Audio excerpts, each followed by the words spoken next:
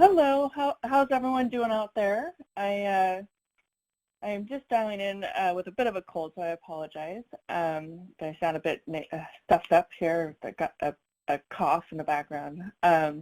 Anyways, let's get started. Good morning, good afternoon, good evening from teaching and how to get the most ROI as you put all this effort into the physical events and the details all come together. So let's dive in.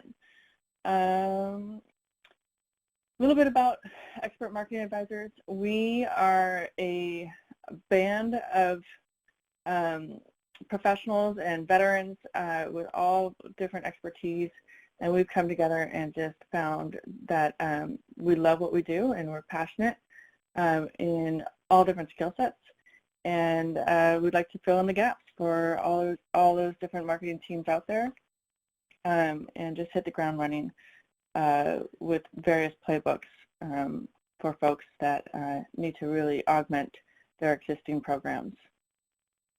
Alrighty, so in this webinar, we're going to go ahead and cover pre-event as well as during event and post-event activities, how to elevate those.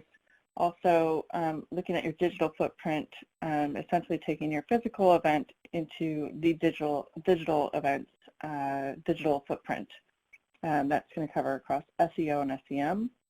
And then capturing all the goodness from your on-site event, ensuring that it can also make an impact for months following. And that's essentially taking your physical event and elevating it to digital outcomes. Great. Alrighty. So what do you do as you're preparing for your event on the day of? Definitely want to look, 6 to 8 months leading into the actual day of event. A lot of folks even prepare for months and months leading it up to it. But you want to give yourself plenty of lead time. Prepare an event brief.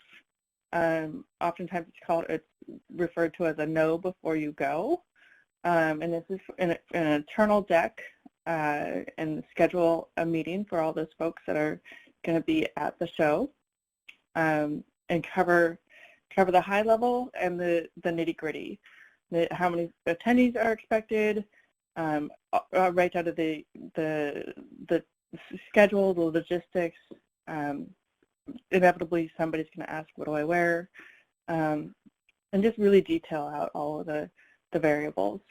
This helps so that you're actually overseeing the event on the day of. You don't have to worry so much about people asking those questions again.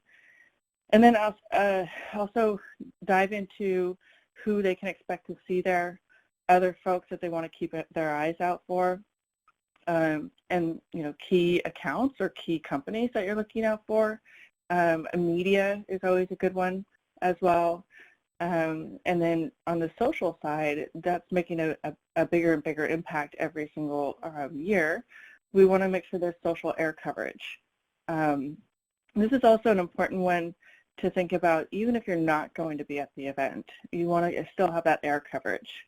So you can engage on the social channels and increase your followers with social media posts and following the news and conversation around events. So anyways, continue that goodness with various lead-ins leading up to the event.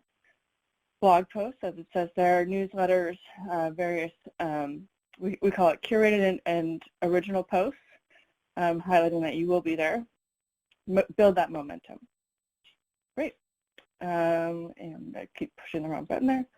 Alrighty, so when you're actually at the event, you want to create a lot of noise. People like to see what's going on when they see a crowd. So you want to create sort of this constant traffic, this constant sort of collection of people. And that's not necessarily folks that are from your company, but it is good to have a fair amount of coverage. because they are long days. So a nice schedule around staffing, and then make sure that you've got some good giveaways. One nice trick that we like to also recommend is the podcast studio. We're finding this year in particular, podcasts are very popular, and it's a great way of capturing in the industry news, the marketing trends, getting folks talking, and then you can actually leverage those for a fair amount of goodness after the event. We also utilize surveys. So these are short, pretty straightforward. They're 5 to 7 questions, and it'll slow down the folks that are walking by your booth, and it allows you to give the elevator pitch while they're taking the survey. And you just make them kind of relative to the audience. You know, what are they working on currently? What are their concerns? Are they around, you know, that's specific to the show? And are they working on X, Y, and Z? Yes or no? Great. Do they have any concerns? You know, what are their biggest, and it's something specific to the actual show. If it's an IT show, what is the pushback that they're seeing? Do they see that this is becoming more and more of a constant conversation around their work area, so on and so forth? And so it ties it back into, you know, what you're doing there with your company, and then that brings their interest into your booth. And then again, you're telling them the elevator pitch, and you can potentially even bring them over to their podcast studio. And at that point, I'm always looking at their badge, who they are, and if they would be a good person to have sit down and have that conversation. When you capture that podcast, this is where the post-event goodness can really be utilized, and we'll talk more about that in a minute. You also want to certainly grab a lot of pictures. I always have to remind myself of this because obviously when there's a lot of stuff going on at the booth, you're in the moment, but the pictures really do go a long ways for your social channels and your social media manager, whether you have one or not. You will definitely want those because you'll get a big uptick during the the social during the week of the event, because there's a lot of followers that are tweeting and activity that takes place during these larger shows. Great. Okay, and I do want to encourage folks to take the survey that's popped up at the bottom of the channel here. We'd love to get some input from everybody. Great. So during the event, we're recommending the podcast as well as the survey and the photography. Have a lot of folks there to kind of keep the action going. Here's an example of kind of pulling everybody together. It is long days. We kind of rotate through, make sure everybody kind of keeps that momentum going. We have somebody out in the middle kind of pulling folks in, somebody that's there to jump into the podcast studio, throwing up softball questions. How are you finding the event? Is this your first time here? What are you hearing out there on the throughout the sessions? Are there any market trends or industry trends that you're picking up on? What is everybody talking about? And you just kind of extract those nuggets of goodness, and then kind of look to pull that conversation into what your company is all about. The survey, again, you're looking to grab aim for 100 surveys, because that's a nice statistically, that's a nice number to be able to process those afterwards for ongoing goodness. And then as they're taking the survey, you've got somebody that's telling them about how they can win as a result of the survey, enter to win to get a certain prize, and then of course the elevator pitch, and they're taking the photography and taking those for social posts, and all of the momentum that's taking place there. Great. So the goodness afterwards, the ROI, so to speak, how this you put thousands of dollars into the actual event, and you want to make sure you're getting a return on it.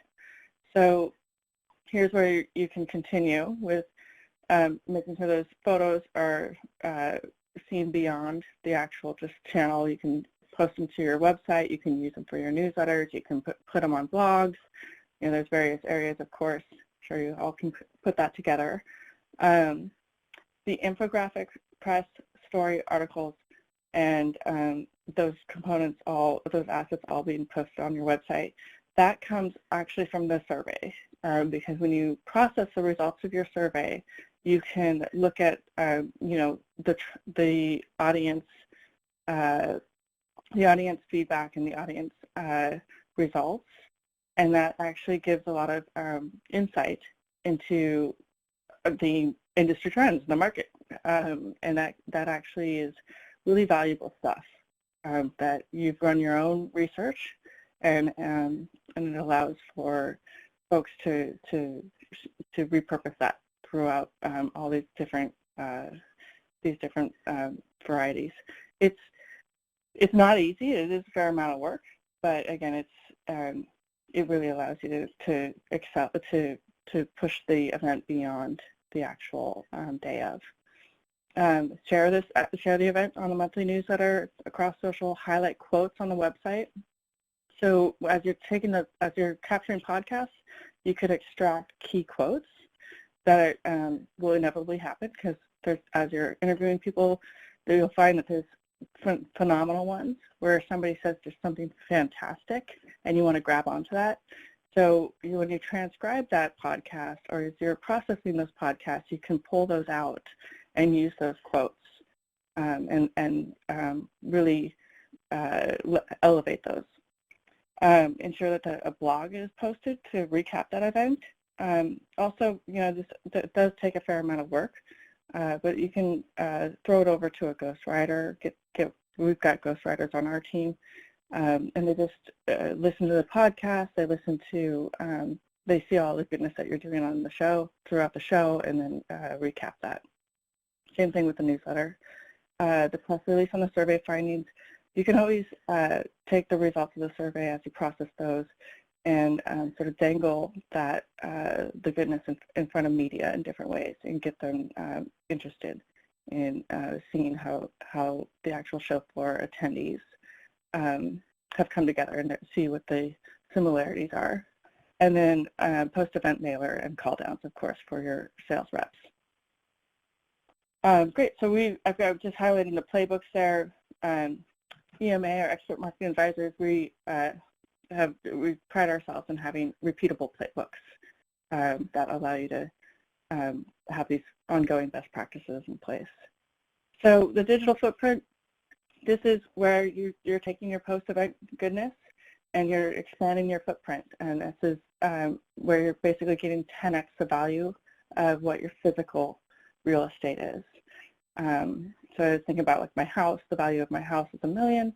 The value of my online presence is 10x of that. So, just kind of keep that in the back of your head. So you're looking for the keywords that come out throughout the podcast, and you want to you want to internally, externally link those.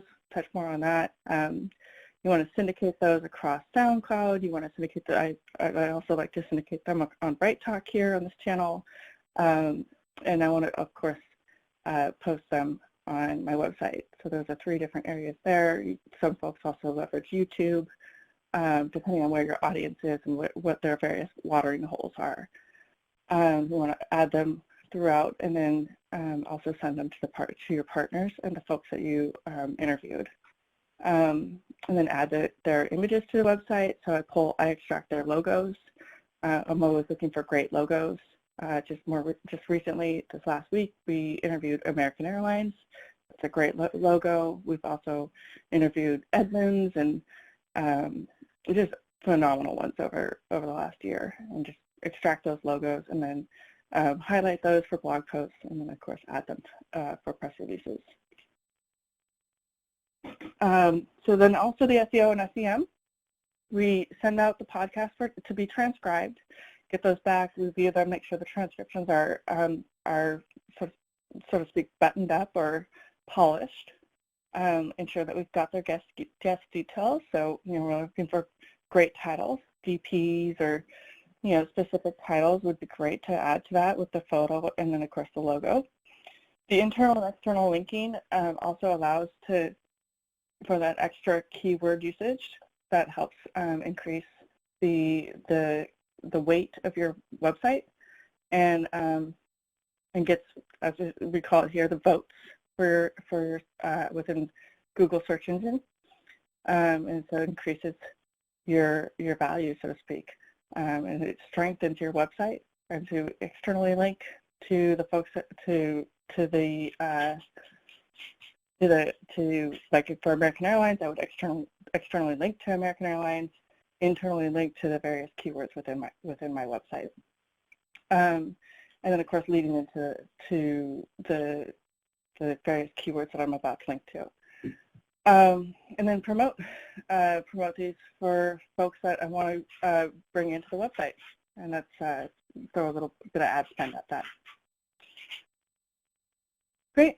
So what's the result at the end of the day? Over a 2-day physical event, over a 2-day trade show, you can expect to get 5 podcasts, and this is, of course, they're long days, but a 2-day trade show with, 3 breaks throughout those trade shows, meaning three expo hall traffic days. You can expect results and process those. You can turn those survey results into an infographic. You get that spike in the social media followers, because you want to stay active throughout, and folks will jump into your stream. You can process for blog posts, 1 pre, 1 post, and then I always expect to get the industry average. You get 5 to 7% attendee lead capture.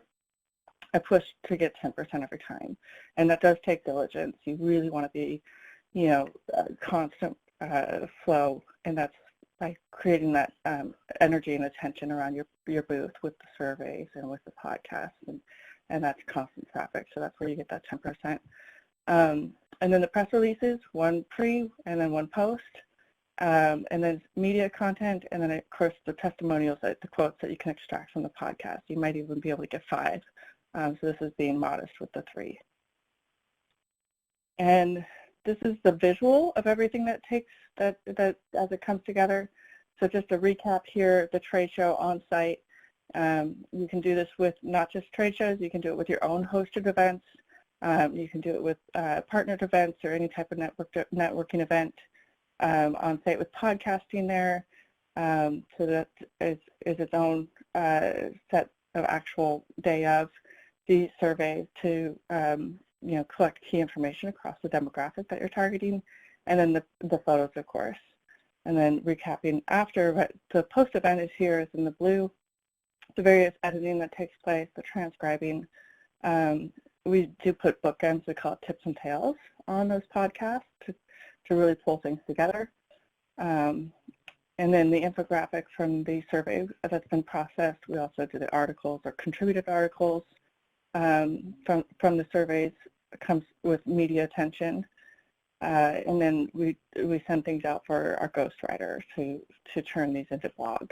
Takes all of the various components and then is able to spin up a blog or 2. And that's where we add in the internal and external linking as well. So syndication across SoundCloud, YouTube, BrightTalk, Vimeo, all of the above. However many channels you can assign somebody to get these components out there for both your podcast and video capture. And then, of course, post to your website. More internal and external linking as well, with photos as well, keywords, and then the logos, the company logos that you can tie to the podcast for folks that you interviewed. Recapping again on the blog, now you're posting to your website, and then again adding in that internal and external linking. Always thinking about that piece too, because that's where you're going to get your SEO, and that's where you're going to increase the weight of your website. And then all of these components you want to share on social, and also think about what's the most valuable when you want to put, add to your monthly newsletter. Great. It takes a team, it takes an army, it's a lot for one individual. We also really stress on being very organized. We keep an asset tracker with all the various components, all of those various details tracked, essentially, asset tracker with a tracker.